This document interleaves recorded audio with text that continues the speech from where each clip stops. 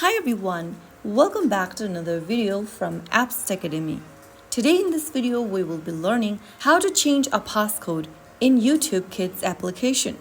To change a passcode on YouTube Kids, first of all open up the YouTube Kids application on your device and from the home page, tap the gear button at the top right corner. Now, you'll first need to enter your passcode as a parent in order to get to the settings menu. Quickly write down your current passcode and after opening up the settings menu, go ahead and tap on the change passcode button under parent verification. Create a new passcode you'd like to change to on the next page and re-enter the passcode once again.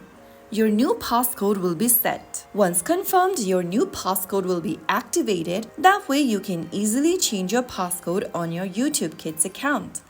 If you found the video helpful, don't forget to like, share and subscribe to the channel for more YouTube Kids tutorial. I'll be back in the next episode. Thanks for watching.